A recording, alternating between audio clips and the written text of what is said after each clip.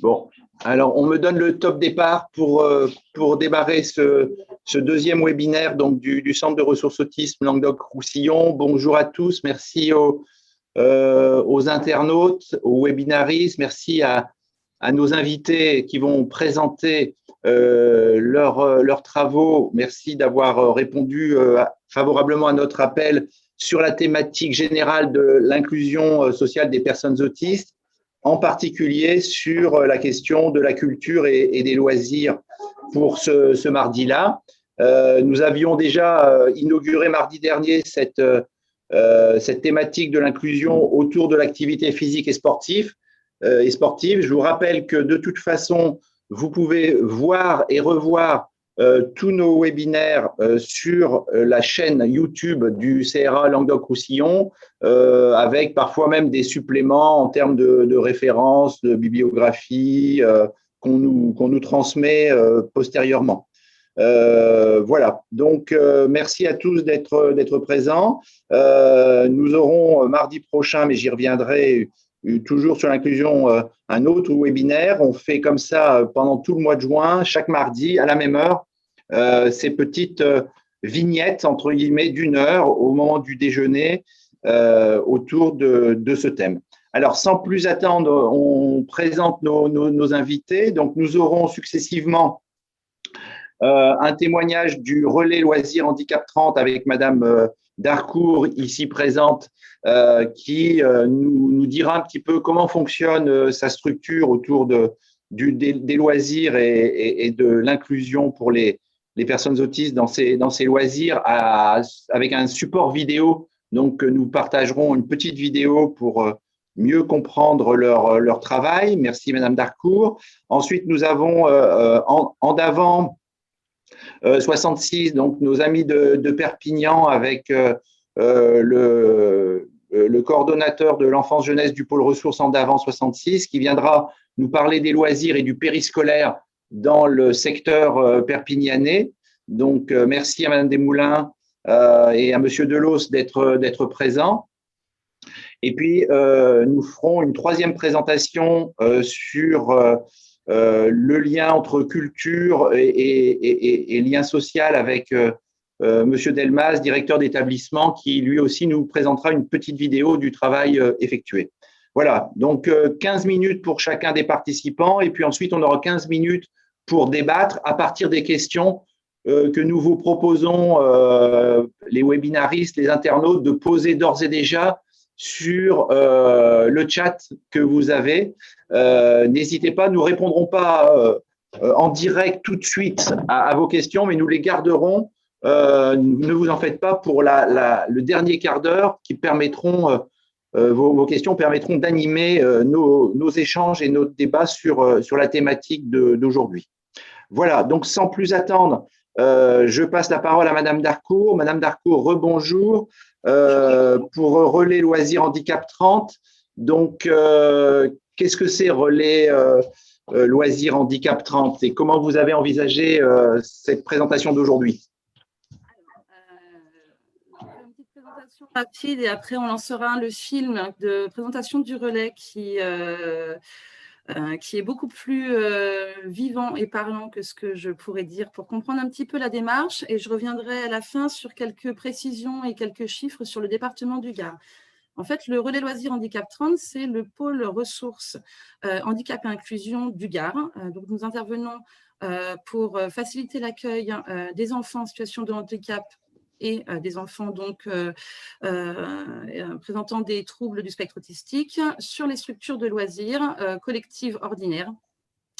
L'idée, c'est d'accompagner les familles, mais également d'accompagner les équipes en les dotant aussi de matériel et d'outils pédagogiques qui vont permettre et faciliter ces accueils. Le Relais Loisirs Handicap 30, c'est actuellement 3 personnes, 3 permanents, qui travaillent sur tout le département. Donc, c'est un secteur assez large avec beaucoup de structures. Mais néanmoins, c'est une dynamique qui existe sur le territoire depuis une vingtaine d'années. Donc, elle est née en 2002 sous forme de collectif porté par une association d'éducation populaire et elle s'est constituée sous forme associative en 2012 pour avoir une légitimité et une installation plus repérables par les familles et par les structures. Je pense qu'on va pouvoir lancer le film. Les précisions viendront après, histoire que je ne fasse pas de redit texte qui va être diffusé. Très bien.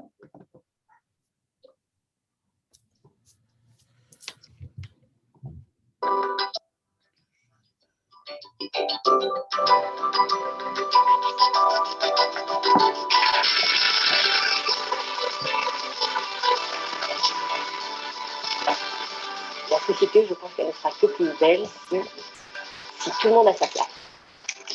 Et aujourd'hui, oui, en tout cas, tous les parents que j'ai eu l'occasion de rencontrer, c'est de leur dire allez-y. Allez-y, parce que de toute façon, moins vous ferez, moins vous aurez.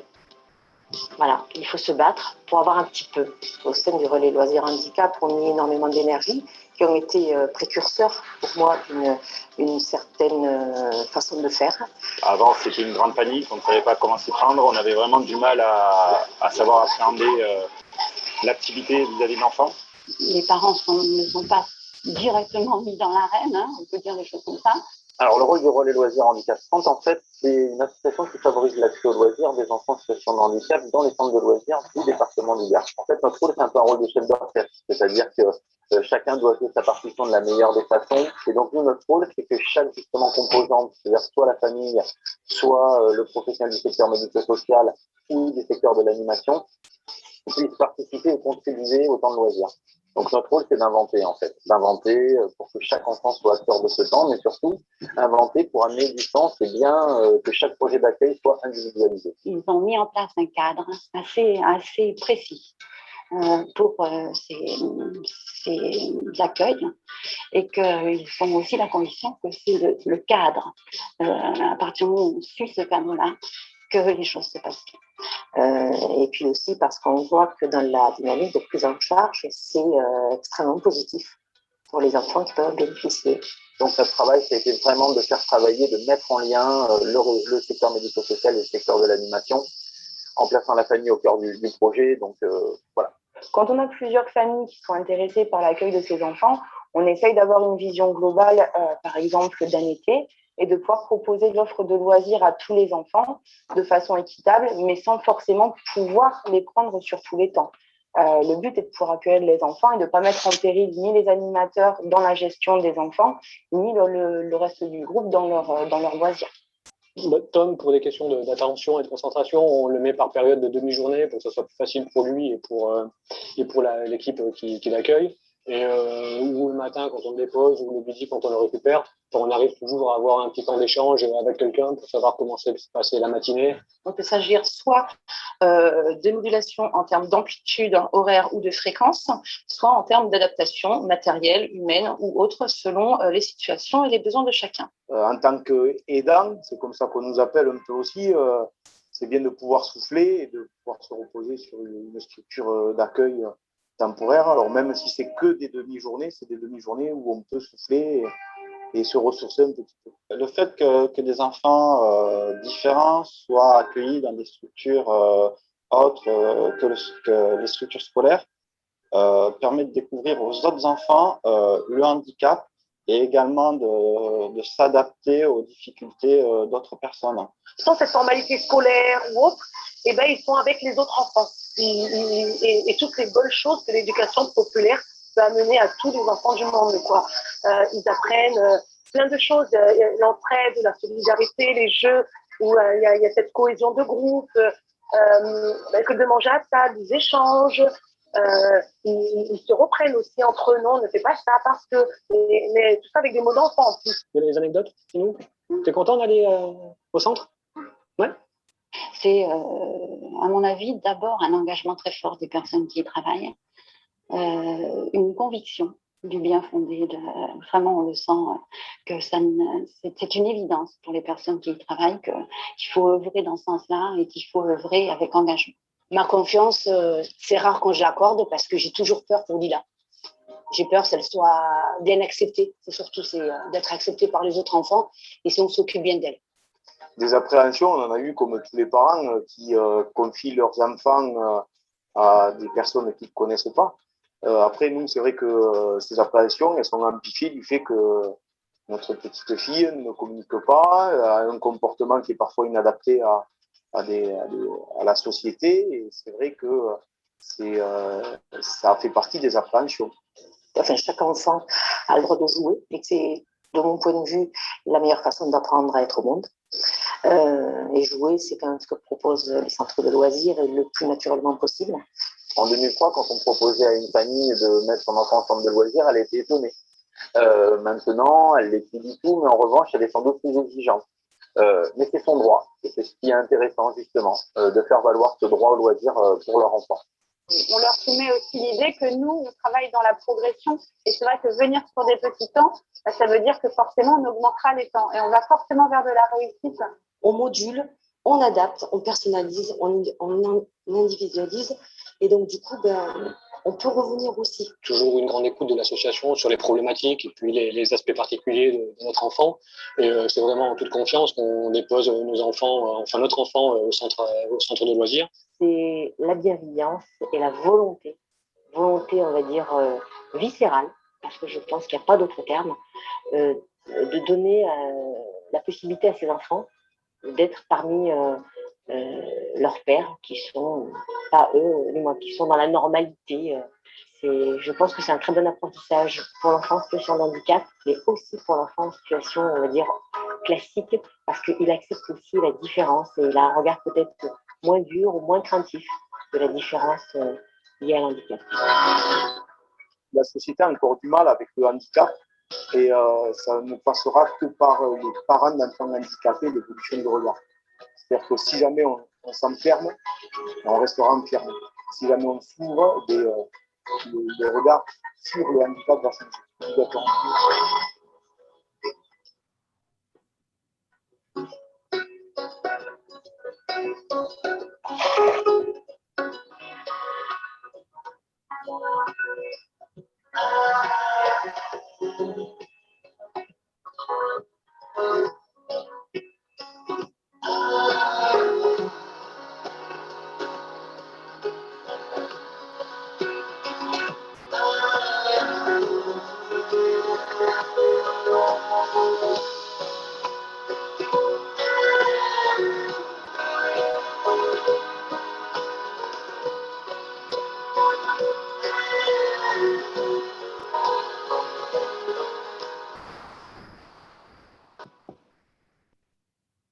Merci Madame Darcourt pour cette très belle vidéo.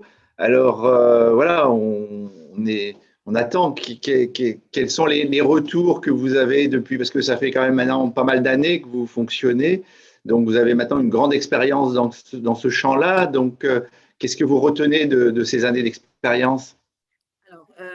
Grande expérience, effectivement. En fait, ce qu'on peut retenir, c'est qu'il n'y a pas de projet clé en main. Enfin, il n'y a pas de projet cousu main d'office. Tout va être construit au fur et à mesure en fonction de l'enfant, en fonction des besoins de la famille, mais aussi en fonction du territoire où il se trouve et de la structure qu'il va accueillir. Parce que bien évidemment, c'est aussi avant tout une question de personnes et de moyens. Et on sait qu'il y a des grosses inégalités sur le territoire à ce niveau-là.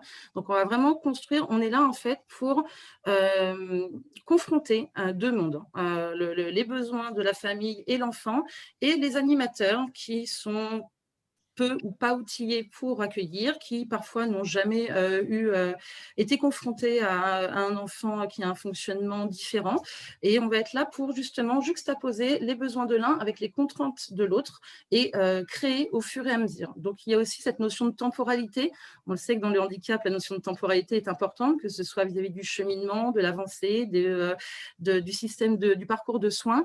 Dans l'accueil de loisirs, ça va être la même chose. Il va y avoir une temporalité qui va peut-être être plus importante, avec une phase d'accueil qui va être un petit peu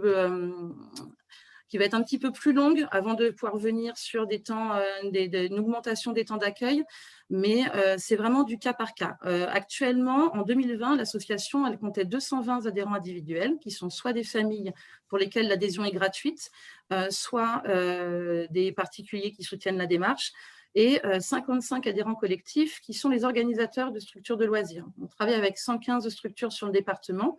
On a un réseau de plus de 450 animateurs avec lesquels on travaille plus ou moins régulièrement parce que c'est vrai qu'il y a un gros turnover auprès des équipes. Et l'année dernière, on a accueilli, malgré les circonstances sanitaires, on a accompagné 177 enfants sur le département vers l'accès aux loisirs. Et les enfants présentant des troubles du spectre autistique représentent à peu près 20% des enfants que nous accompagnons sur les structures.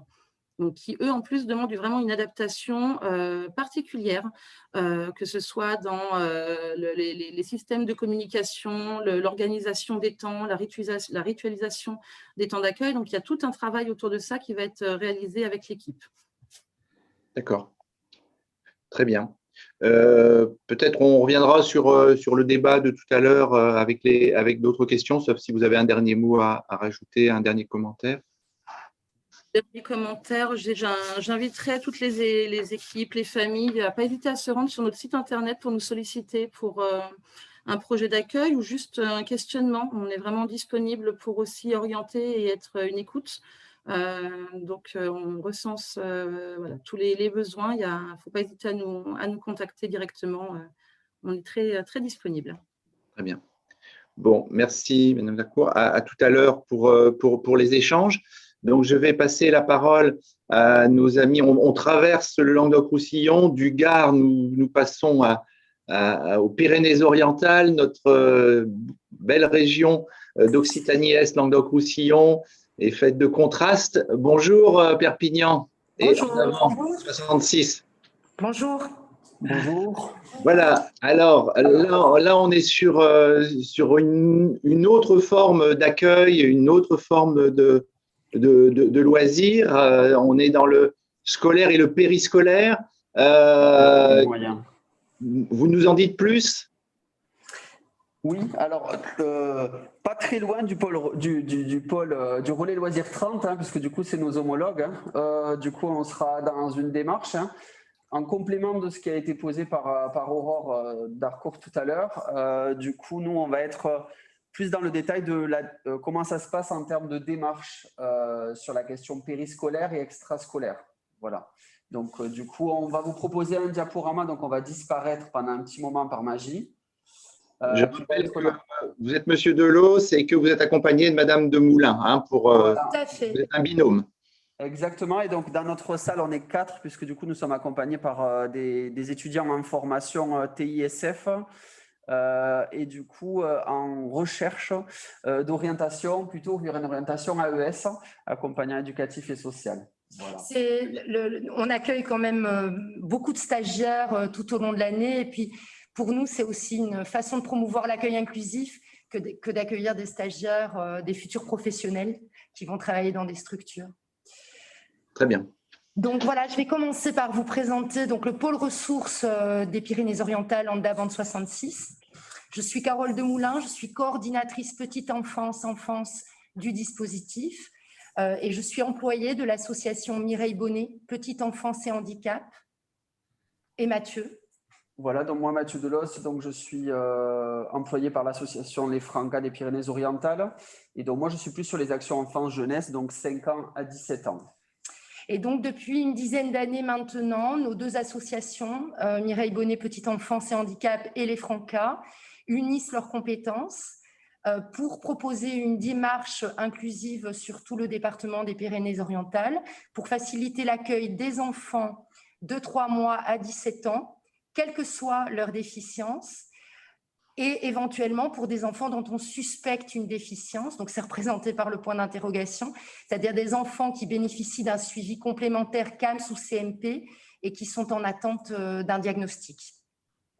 Voilà, donc c'est un service qui est gratuit, proposé aux familles et aux équipes, donc au même titre que le relais loisirs 30.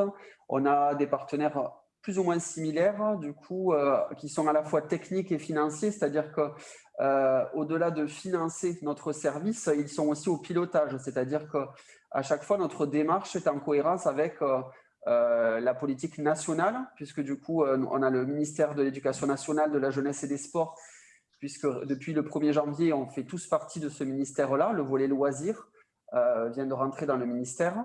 Ensuite, on est aussi en lien avec les politiques départementales, puisque c'est quand même lui qui est à la fois chef de file sur les questions de handicap, donc la MDPH sur notre département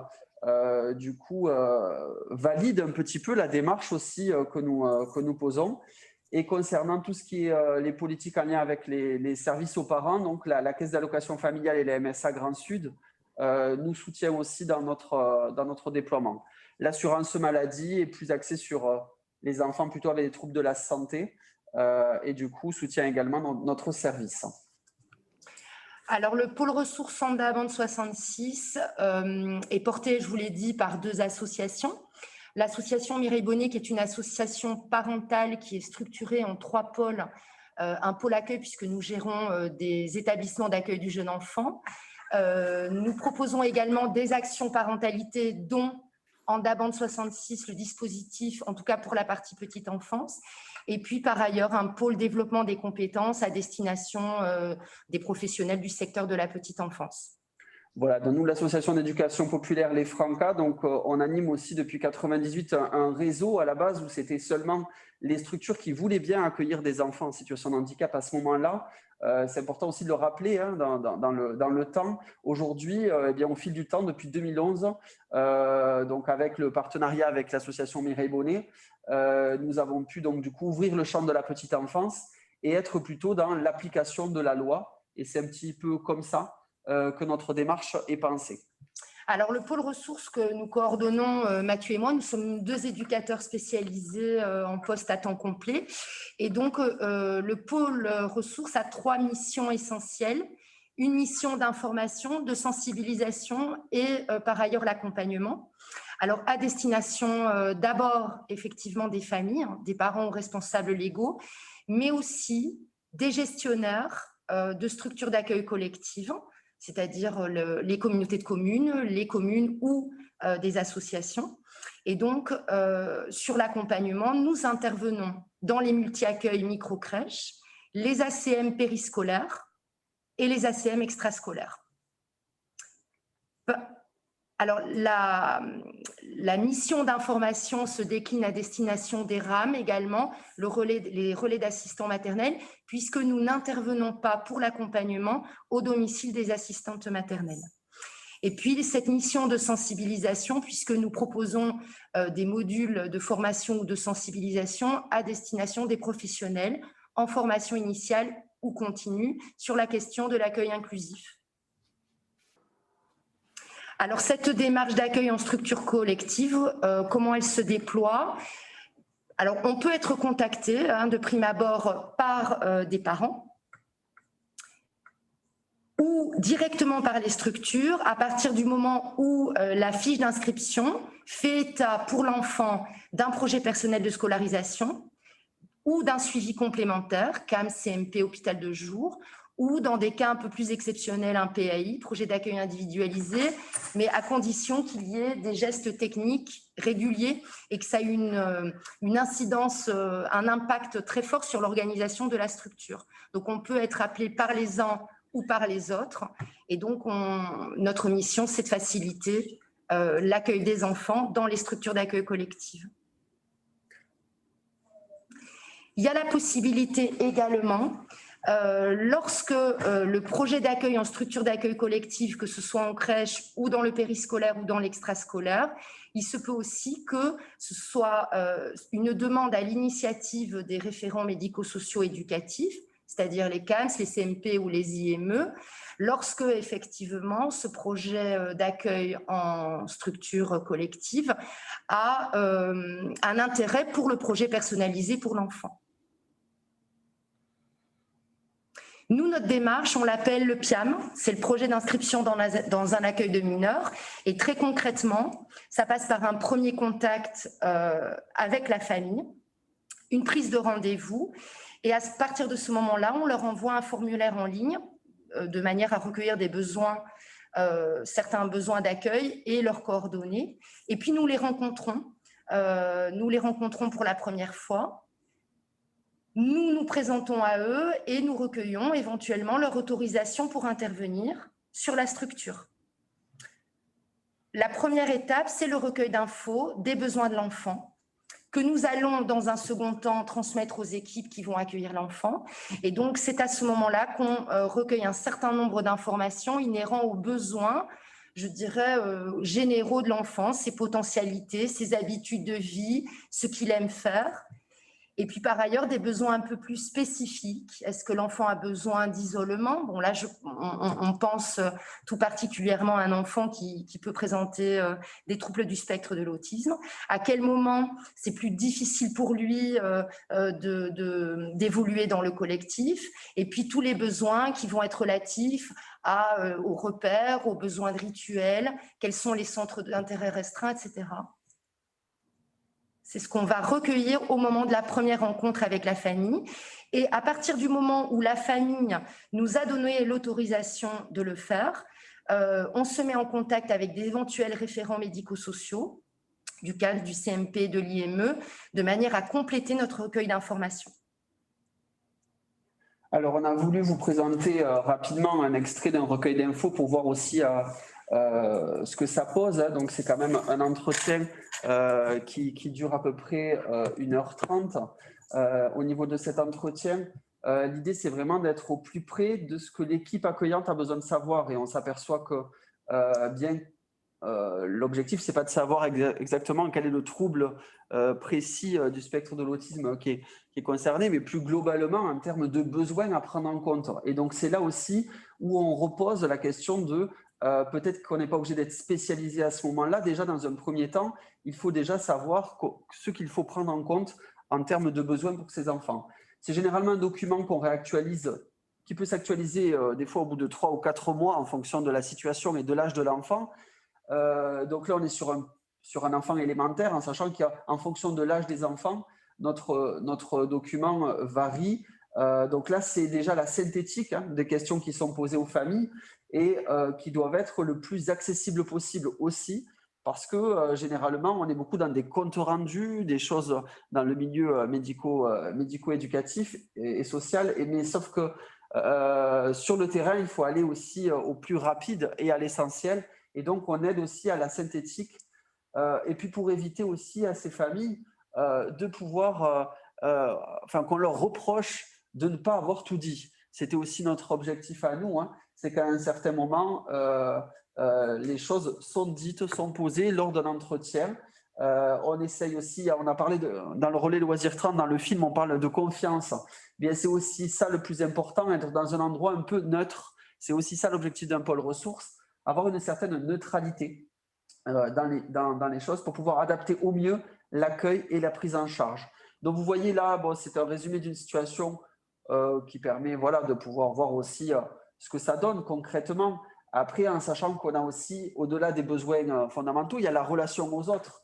Et dans la question des enfants avec un trouble du spectre de l'autisme, on voit en fait aussi la question souvent de la participation, voire des fois des comportements qui peuvent être peut-être inadaptés à certains moments envers eux ou envers les autres.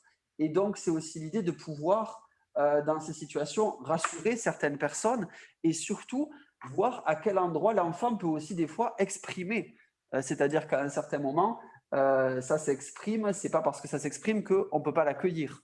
Donc, on est aussi là-dedans dans l'idée de se dire, pour l'instant, au moment du recueil d'infos, l'enfant, il peut potentiellement être accueilli dans la structure. Après, comment, c'est encore autre chose. C'est du coup pour ça qu'à un moment donné, voilà tout ce qu'on propose. Alors, dans nos actions, on va être quand même assez proche du pôle ressources du relais Loisirs 30 aussi. On a en fait la question d'aider les équipes à poser les modalités d'accueil. Donc, nous, on est à disposition, c'est-à-dire que soit les familles demandent à ce qu'on soit là pour poser les modalités d'accueil, soit c'est les équipes qui demandent à ce qu'on soit là. Ensuite, il y a la question des visites sur site. Donc, à la demande, soit des familles, on est quand même là pour éviter toute, être un peu en médiation au cas où, puisque du coup, on sait très bien aussi que les familles, elles sont quand même reconnaissantes en fait qu'on accueille, alors qu'en fait, c'est du droit commun. Et des fois, ils ont peur que le fait d'exprimer qu'il y a quelque chose qui ne leur convienne pas mette en cause tout le projet d'accueil. Donc, on est aussi là pour veiller à ça, être quand même, quoi qu'il arrive, une écoute pour éviter toute rupture d'accueil. On est aussi attentif à la question de l'évaluation d'accueil. C'est quelque chose qui, dans le milieu ordinaire, les micro-crèches, multi-accueil et les centres de loisirs péri- et extrascolaires, c'est quelque chose où des fois, on se limitait à dire ça va ou ça ne va pas. Pour nous, c'est important d'avoir des évaluations d'accueil pour pouvoir aussi être en lien avec le secteur médico-social, mais aussi pour pouvoir les accompagner dans les préconisations à l'équipe. C'est-à-dire qu'on voit bien qu'à un certain moment, pour certains enfants, on a la question d'utilisation de certains outillages. Certains avaient des méthodes, PEX, Makaton, des besoins de repérage dans le temps, des besoins de pouvoir adapter les règles à la compréhension aussi. Tout ça, c'est en fait comment on part d'un besoin d'un enfant et avec cet outil-là, on va le mettre à disposition de tous les enfants. C'est-à-dire qu'un enfant qui a des difficultés de repérage, comment à un moment donné, ça va s'inscrire dans le rythme de la structure et ça va la modifier. C'est aussi ça l'objectif d'une démarche inclusive, c'est de modifier. Et même si l'enfant après va grandir, eh bien, ça peut rester dans la structure. Voilà, ce n'est pas conditionné seulement et uniquement à l'accueil de l'enfant. Parce qu'on est quand même dans l'idée qu'aujourd'hui, accueillir des enfants aussi avec plusieurs types de handicaps, mais aussi des spectres, avec des troubles du spectre de l'autisme, c'est quand même bénéfique à tous les enfants, autant dans la question de la relation, de la prise en compte de l'autre, mais aussi dans la réflexion pour nos structures de nouvelles manières de penser les choses aussi. Quoi qu'il arrive, même si nous sommes là, ça n'empêche pas les référents médico-éducatifs à intervenir. Voilà. Nous, on est tout le temps en veille, à l'écoute, à la demande, autant des familles que des équipes. Donc, une fois qu'on a mis en place les premières démarches et qu'on a fait les premières préconisations, on va suivre à distance, en fait, en s'appuyant des modalités d'accueil qui doivent nous renvoyer à chaque fois qu'ils les réajustent et les évaluations d'accueil qu'on exige une fois par an, de manière à être sûr que quand même, ils aient pris du recul sur l'accueil de ces enfants. Voilà un petit peu ce qu'on a pu poser. On vous a rapidement mis un petit peu à quoi correspondent les modalités d'accueil, hein, parce que l'idée pour nous, dans ces modalités d'accueil, c'est que souvent, les familles, elles n'ont pas le moyen d'exprimer qu'elles sont en partie satisfaites ou pas du tout. On a beaucoup parlé de temps d'accueil réduit, 1-2 heures, une demi-journée. Alors, quand c'est parce que l'enfant peut-être est fatigable avec la question du collectif, c'est une chose. Par contre, pour nous, quand c'est la structure qui a un souci d'accueil, ça doit nous interroger et on doit trouver des solutions. C'est pour ça qu'en fait, la dernière petite phrase rosée en bas, l'idée pour nous, c'était aussi important que ces familles, elles puissent exprimer éventuellement qu'elles ne sont pas complètement satisfaites de ce qui est proposé, ce qui nous permettra à nous, vu qu'ils vont nous l'envoyer systématiquement, de pouvoir recontacter la famille pour trouver éventuellement des solutions alternatives. Voilà. Au niveau de l'évaluation d'accueil, un document type, alors toujours avec l'idée des plus et des moins, hein, c'est toujours un peu comme ça que ça se pose, mais c'est aussi pour les structures l'idée de se positionner, en sachant qu'on va évaluer l'accueil et pas l'enfant, puisque ce n'est pas l'objectif d'une structure ordinaire à ce moment-là. Et donc, on est sur les temps de vie de ces structures, le temps intérieur, extérieur. Il y a d'autres pages qui se posent aussi. Voilà. L'idée pour nous, c'était aussi que dans la démarche, on sollicite ces structures-là parce que c'est souvent elles qui vivent le collectif avec ces enfants. Et l'idée, c'est qu'à un moment donné, les structures médico-éducatives puissent aussi les contacter avec l'accord de la famille pour avoir plus d'informations. Voilà. Nous avons, l'idée, c'était pour clôturer là-dessus, c'était de dire qu'à un moment donné, une dynamique inclusive dans notre département, ça va de l'élu au responsable des services, à la direction, aux structures, mais aussi à d'autres personnes qui interagissent avec eux. Et donc, nous, on signifie par du partenariat officiel avec une convention avec des communes et comités de communes qui s'engagent à accueillir toutes les familles de la même manière, du moment qu'elles expriment que leur enfant a des besoins particuliers. L'objectif, c'est de développer ce projet éducatif inclusif, qu'on dira. Alors, c'est le grand mot à la mode, mais du coup, ça permet aussi aux politiques de mesurer qu'à un moment donné, une démarche, c'est bien, mais qu'à un certain moment, c'est pour nous l'idée de bien recenser les besoins du territoire, parce qu'aujourd'hui, le souci qu'on rencontre, et plus particulièrement dans la question des enfants avec des troubles du spectre de l'autisme, ce sont aussi des enfants qui ont des fois des temps restreints. Et donc, pour nous, il est important de faire émerger, montrer, rendre visible voilà, dire c'est bien qu'on accueille des enfants sur un temps restreint, c'est déjà bien, mais pour nous, ça ne suffit pas.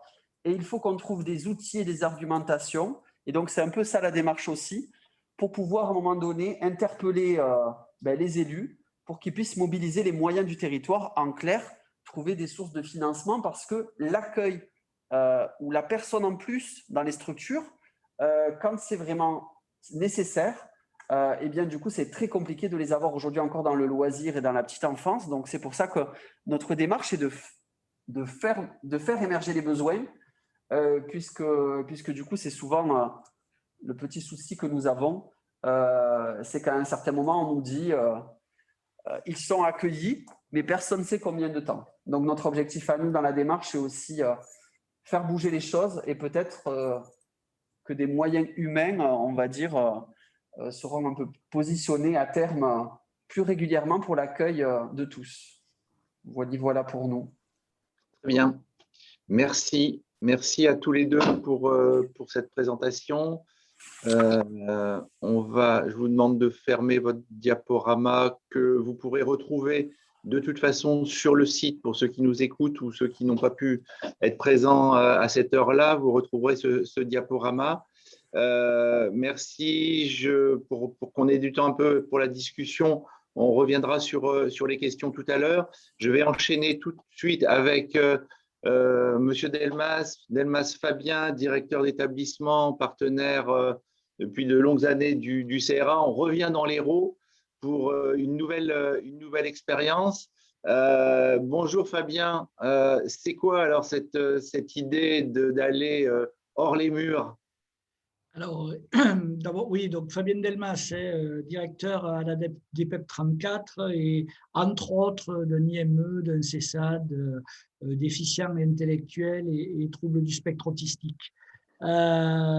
Effectivement, quand on parle un peu de l'inclusion on peut aborder différentes portes d'entrée le plus souvent, hein, on réfléchit à comment on favorise l'immersion, l'accompagnement en milieu ordinaire des personnes en situation d'handicap, de façon à la fois permettre au lieu d'accueillir et à la fois aux jeunes d'accéder à ce service habituel. C'est des choses qu'on fait avec notamment l'unité d'enseignement externalisé, par exemple, mais le petit film que je vais vous présenter, on a choisi une autre porte d'entrée, celui de la participation sociale, celle d'un accompagnement d'un jeune qui porte du côté de la solidarité, du côté d'une participation citoyenne à des outils existants en milieu ordinaire, de façon à ce qu'il trouve une utilité sociale dans ce dispositif et qui, du coup, se crée une place singulière à l'intérieur de ce dispositif. Et c'est un peu l'objet du film qu'on va vous présenter. Je vous laisse lancer le film. Oui, complètement. Merci Fabien, puis après, on commentera.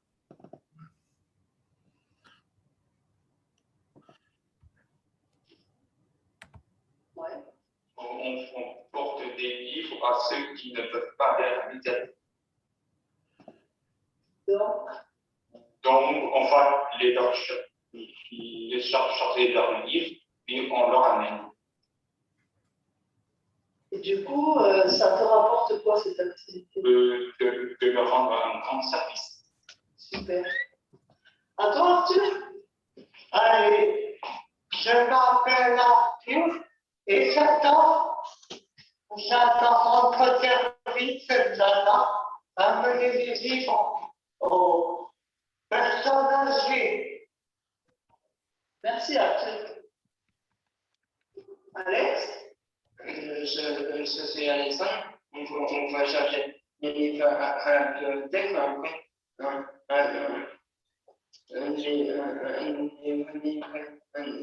Un livre financier, il ne peut pas se déplacer dans les bibliothèques. Super. Vous avez autre chose à...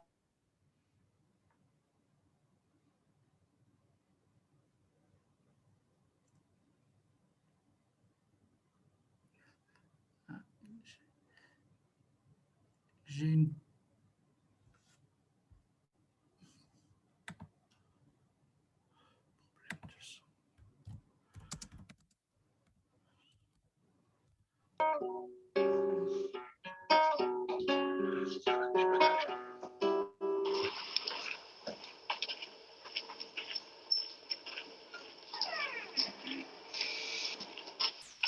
J'avais 3 personnes à aller voir.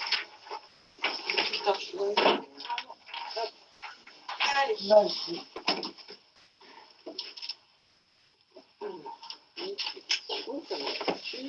Et j'ai une nouvelle dame qui va venir s'inscrire aussi. Une nouvelle dame, il faudra lui apporter aussi, je pense, tous les mois, comme Madame Poitevin. Et puis, pareil, comme Madame Poitevin, elle vous redonnera des livres à me rendre aussi. D'accord. Parce qu'elle ne pourra jamais se déplacer en bibliothèque. Voilà. Au revoir. Au revoir. À bientôt. À l'année prochaine.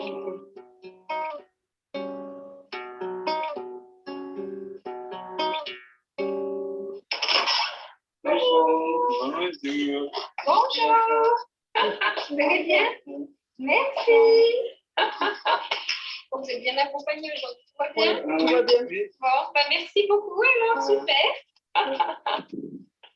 Bon, vous n'avez pas eu de mal à trouver, c'est bon? Non, ça va. Je suis déjà venue. Vous avez encore beaucoup de distributions à faire? Oui, deux. Deux encore? Oui, deux. Et c'est pas trop lourd, ça va tout ce que vous avez? Non. On va y aller en voiture. Non, puis on regrette. Ah oui, C'est pas loin, le pipi. Il est à l'également. est-ce que tu vas aller chercher un oiseau pour la Oui, ça me dit. Tu peux faire ça? Bien sûr. Est-ce que tu veux la toucher toi aussi? Je ne sais pas. Je te l'approche, ça va pour toi? D'accord, regarde, je te l'approche. Je peux lui caresser la tête si tu veux. C'est tout là. Voilà. Coquillette.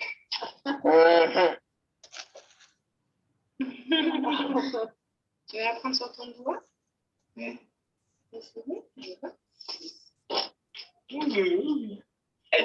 Elle est des. Comme ça fait pas mal. Hein? Ah non, là. Ah.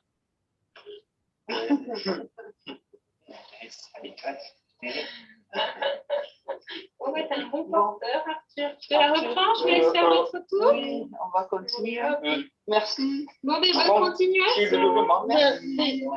À une prochaine fois. À la prochaine fois. Au revoir.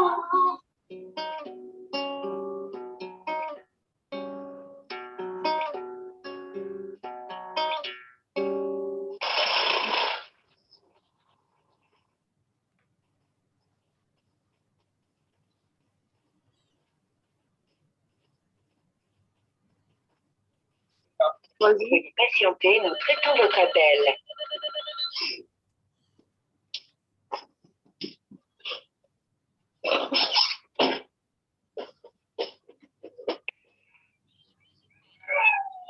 Vous pouvez entrer.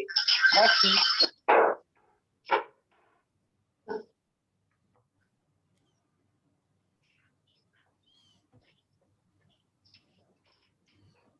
Bonjour. Bonsoir.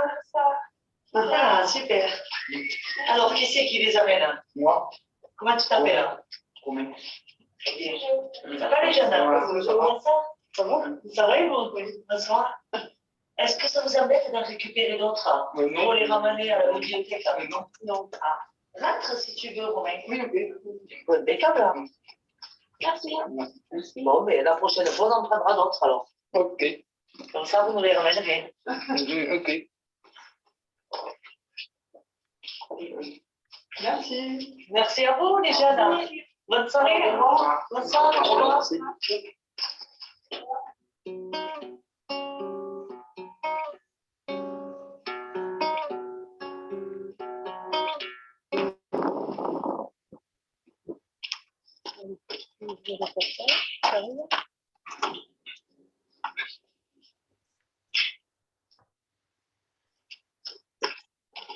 Bonjour.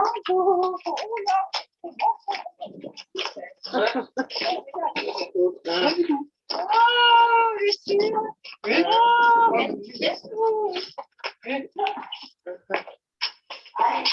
C'est bientôt les vacances. Oui.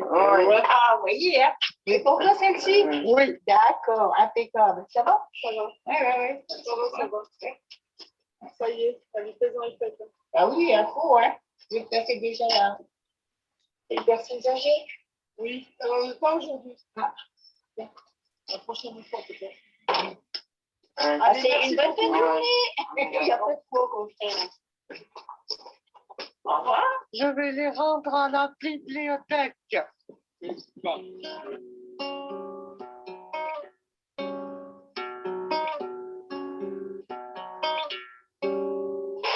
Allez, c'est parti.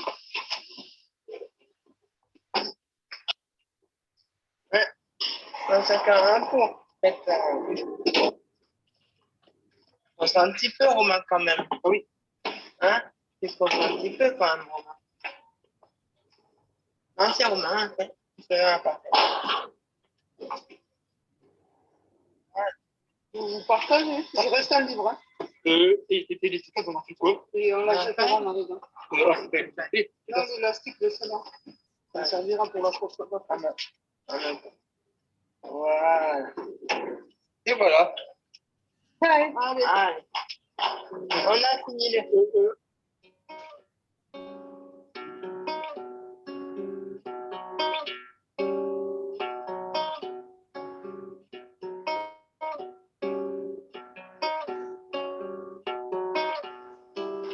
Mais les gars, on ne peut pas ça. Faute de perroquet à gamme. Ah mince. On voit ça alors.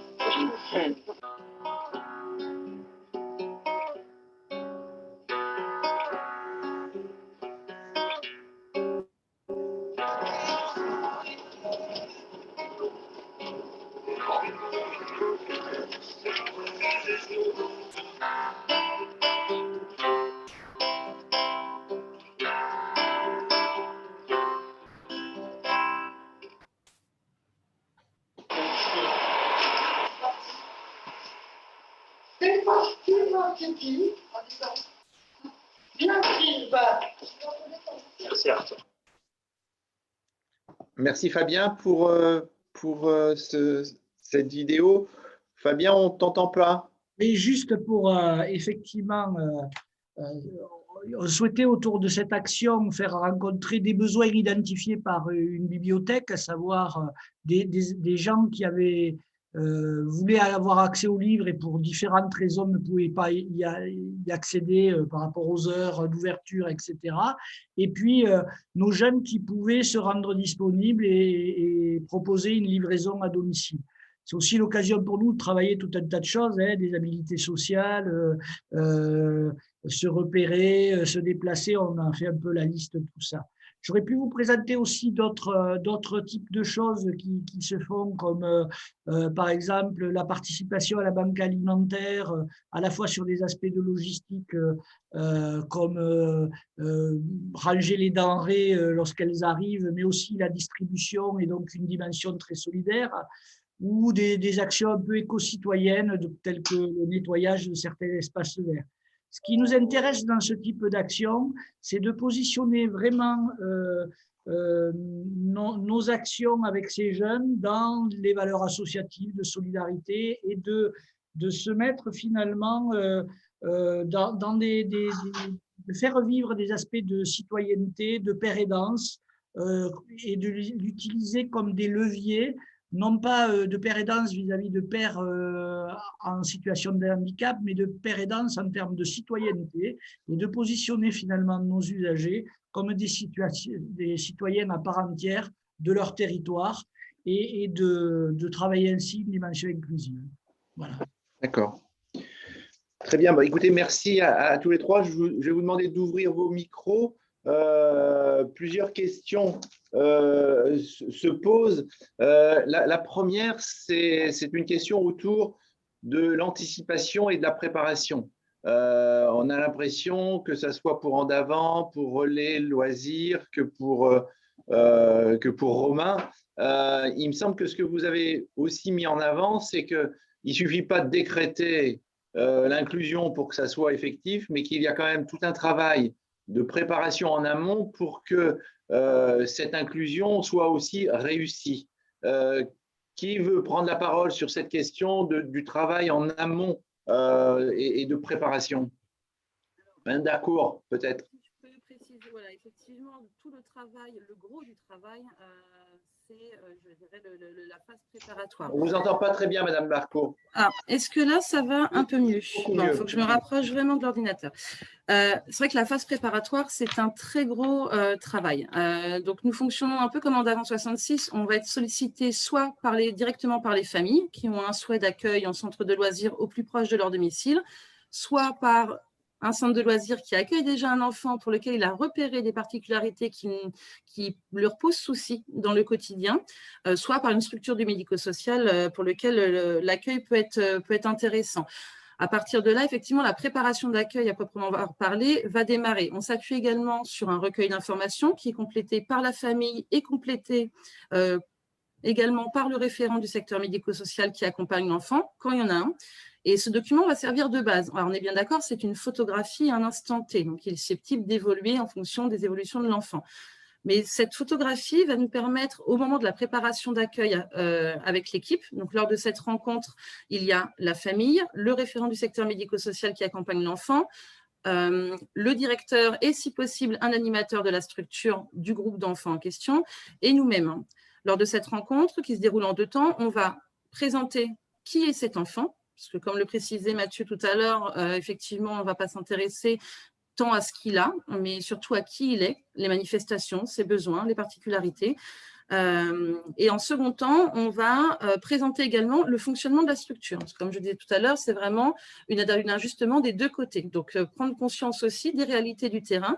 Et à partir de là, on va pouvoir anticiper les besoins de l'enfant, que ce soit en termes de matériel, besoins de l'enfant dans la structure, au sein du collectif, et les besoins de la structure pour accueillir cet enfant qui seront effectivement, comme le disait justement Mathieu, mis à disposition de tous les enfants. L'idée, ce n'est pas de demander aux structures une surcharge de travail en individualisant pour chaque enfant.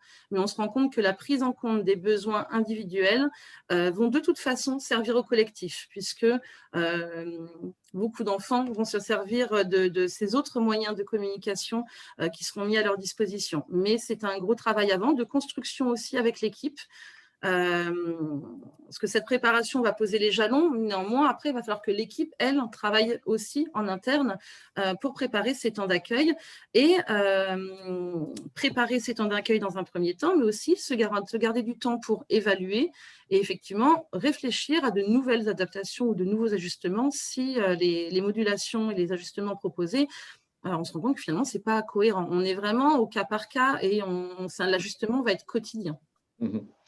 Madame Demoulin, Monsieur Dellos, c'est impressionnant quand même, là, les extraits du dossier, c'est un vrai dossier. Est-ce que ça, c'est pas trop lourd justement, ou ça vous paraît indispensable à toutes ces informations que vous recueillez en amont? En fait, disons que pour rejoindre ce que disait Madame Darcourt, c'est que dans cette phase préparatoire, il y a tout un travail aussi en amont à mener avec l'équipe et ses représentations. Et nous, dans notre démarche, dans la démarche que le dispositif propose, l'idée, c'est aussi d'aller un peu au-delà de la déficience et de toutes les représentations que l'équipe peut se faire. C'est-à-dire que l'enfant n'est pas que dans l'incapacité de faire. Et du coup, ce recueil d'informations, toutes les informations qu'on va glaner auprès de la famille, c'est aussi pour faire bouger les lignes du côté des équipes. Donc oui, effectivement, c'est nécessaire. Mais comme l'a dit Madame Darcourt, c'est vraiment au cas par cas, selon les situations et selon les projets. Donc les documents et toutes ces fiches qu'on vous a présentées, cette démarche ne va pas se déployer de la même manière selon les situations, effectivement. Sur la question du recueil, en fait, même si, alors oui, au premier abord, ça paraît long, en fait. Ce qu'il y a, c'est qu'on est sur un climat de confiance à créer aussi avec une famille, où à un certain moment aussi, c'est l'occasion pour elle de vider tout ce qu'elle a à vider dans un espace, en fait, où ça risque pas de bloquer soit le suivi de son enfant, enfin voilà, donc c'est aussi l'occasion à un moment donné pour elle de livrer plein de choses, et parce que souvent, on nous dit dans le loisir ou dans la petite enfance, ils ne sont pas spécialisés, ils sont spécialisés dans l'accueil d'enfants. Donc, ils sont professionnels de l'enfance et c'est à juste titre qu'ils doivent avoir un maximum d'éléments concernant cet accueil. Et donc, des fois, ça paraît très facile. Ce qu'il y a, c'est qu'un enfant, par exemple, qui n'est pas propre, tant qu'il a moins de 6 ans, ça passe. Sauf que dès qu'il a plus de 6 ans, dans le loisir, on passe dans une autre chose où le temps de toilette, par exemple, et d'hygiène, a complètement une autre dimension. Donc, il y a aussi la réalité du parent qui, du coup, lui, pris dans son quotidien, ce n'est pas un problème que de gérer, par exemple, la gestion de la couche ou des choses comme ça. Mais par contre, dans une structure, en fonction de l'âge qu'il a, ça peut interroger. Donc, on est aussi dans un espace où on va pouvoir, à un moment donné, libérer la parole et quand même rassurer les parents parce ils ont à la fois, ça les embête des fois, ils pourraient au début, oh là là, je suis venu à cet entretien parce qu'encore un entretien, et à la fin de l'entretien, ils sont rassurés parce qu'il y a quelque chose qui va quand même suivre leur enfant, parce qu'on est quand même dans une idée où ils savent que ça peut être compliqué, il peut y avoir des moments difficiles et qu'ils ne vont pas être tout seuls à se battre, parce que souvent c'est un combat malheureusement pour ces familles, à se battre face à une structure pour l'accueil, quoi. Donc, il y a quelqu'un intermédiaire qui va pousser, qui va… Voilà, donc des fois, c'est le soulagement là-dessus.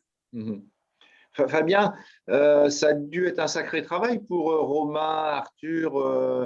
On les voit comme ça, presque à l'aise, mais finalement, il y a dû avoir beaucoup de choses qui ont été faites avant ça, avant d'en arriver là. Il y a un travail très type habilité sociale en amont, de jeu de rôle, de mise en scène, etc., où effectivement on prépare un peu ces questions-là. Et on le voit bien que sur les 3 exemples qu'il y a, la personne en trouve la porte, fait entrer, par exemple, ça c'était très très compliqué au départ. Comment je m'adapte dans la consigne? On voit que Romain, il est toujours tenté de rentrer. Et s'il pouvait, sauf que on a travaillé avec lui que pour rentrer dans une maison, il faut qu'on y soit invité, que c'est quelque chose qui doit être explicite, etc. Et que c'est pas des choses qui sont aussi simples et évidentes que ça pour des gamins.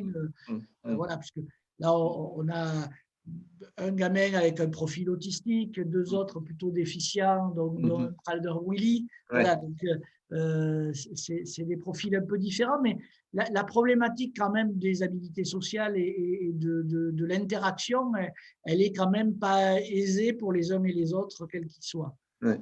Quand on parle d'inclusion, souvent on parle aussi du regard, mais du regard des autres, du regard de la société en général. Est-ce qu'avec le recul, peut-être on commence par Fabien, puis après, maintenant que vous avez quand même une certaine expérience, est-ce que vous avez l'impression que la société quand même bouge, les regards changent sur justement l'acceptation du handicap, le fait que les personnes sont différentes mais ont aussi leur place dans les milieux ordinaires? Est-ce qu'il y a une évolution du point de vue des mentalités selon vous? Chaque fois qu'on permet aux acteurs de la société de pouvoir entrer en relation dans des modalités les plus ordinaires possibles, ils évoluent sur leur capacité à apporter un regard qui n'est pas que bienveillant et ou que curieux, mais à les prendre en compte comme des acteurs. Voilà, c'est intéressant de travailler sur ces aspects-là, me semble-t-il. Madame Darcourt, ça évolue les mentalités de votre point de vue? Alors, j'ai envie de dire oui et non. Je serais un petit peu plus mesurée là-dessus. C'est-à-dire que d'un côté, on a les volontés des parents qui, eux, se tournent de plus en plus vers l'extérieur, là où avant, il y avait peut-être une certaine réticence, où là, on sent que les familles sont de plus en plus en demande. Au niveau des structures, c'est vraiment très variable selon les territoires et selon les personnes également. Donc, selon, je pense, leur cheminement, leur parcours professionnel, ce qu'elles ont pu rencontrer. Néanmoins, on se rend compte quand même que on est de moins en moins confronté à des refus nets, mais il y a la loi aussi de 2005 qui a appuyé beaucoup. Maintenant, c'est pour autant pas devenu une logique systématique de se dire oui, on a un lieu d'accueil collectif, on va l'ouvrir à tout public et on va se mettre les moyens en place. Donc, c'est encore un cheminement, cette vision de structure inclusive, donc de structure qui va mettre des moyens en place à des compensations et des adaptations pour permettre à chacun d'y trouver sa place, mais comme n'importe qui, ça nécessite encore un petit peu d'être travaillé. Et c'est pour ça qu'on est là d'ailleurs.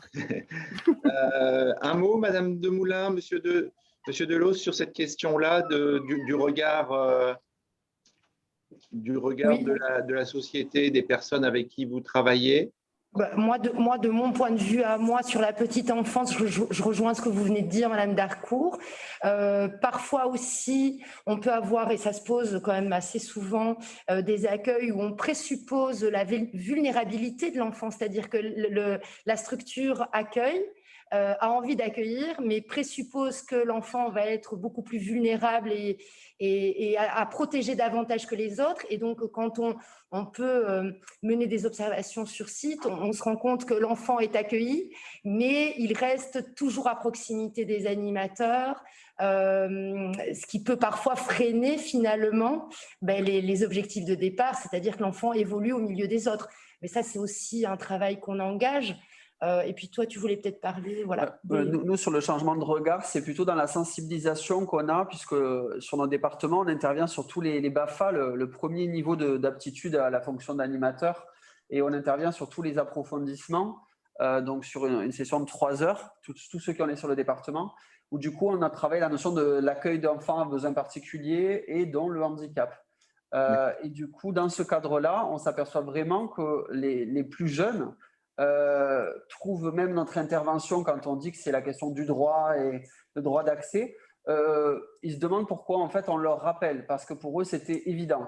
C'est-à-dire qu'il y a aussi, je pense, une politique globale, hein, c'est-à-dire ces jeunes-là de 17 ans, 18 ans, c'est l'âge où on commence à avoir passé le BAFA, sont dans la dimension où l'accueil d'enfants en situation de handicap à leur côté, tout le monde a été confronté dans le cadre scolaire. Donc et donc pour eux, c'est un peu... Ils savent qu'il va falloir prendre en compte des choses plus complexes quand on a des personnes en BAFA des fois qui sont sur un âge plus certain, qui ont moins eu au quotidien dans les écoles, dans leur scolarité et dans leur parcours de vie du lien avec les enfants en situation de handicap. Et là, on voit vraiment qu'il y a un changement de regard qui s'opère, où du coup, ils sont vraiment dans la recherche de solutions, de trouver, on va trouver, quoi. Donc, il y a moins le questionnement de il ne doit pas être là, cet enfant, par exemple. Voilà. Écoutez, on va devoir conclure. Alors, je terminerai parce qu'il y a eu quelques questions, notamment autour des GEM. Hein, vous savez, les groupes d'entraide mutuelle, on ne les a pas oubliés. On risque d'en parler très certainement mardi prochain, puisque une de nos présentations peut-être pourra être orientée à un moment donné autour des GEM, puisque l'association a un projet GEM, donc on ne les oublie pas. On s'excuse parce qu'on ne peut pas en 1 heure de temps être exhaustif, donc forcément on fait des choix de témoignages, etc. Mais évidemment, ça n'enlève en rien tout le travail qui est fait par ailleurs par d'autres organisations. Peut-être dire un mot, puisque Altepousse a signalé que dans le 34, ils interviennent aussi sur ces aspects-là de relais, loisirs. Donc, Altepousse 34 pour les parents ou les professionnels qui seraient intéressés dans le département de l'Hérault. Voilà. Merci à tous d'avoir participé. Merci Madame Darcourt, merci Madame Demoulin, merci Monsieur Delos, merci Monsieur Delmas. Je rappelle que c'est à voir et à revoir sur la chaîne YouTube du CRA Languedoc-Roussillon, toutes les vidéos, le PowerPoint, les présentations. Et s'il y a d'autres supports, vous les retrouverez sur notre site. On se retrouve donc mardi prochain, même jour, même heure, sur la thématique de l'habitat inclusif, une autre façon de discuter, de parler, de partager des expériences autour de la notion d'inclusion. Voilà, merci à nos présentateurs, à nos animateurs. C'était très, très sympa d'être avec nous et merci à nos participants. Et on espère les retrouver sur notre chaîne ou mardi prochain, à même jour, même heure. Bonne journée à tous, bon appétit. Merci. Merci à vous. Merci, bonne journée. Au revoir. Merci, au revoir.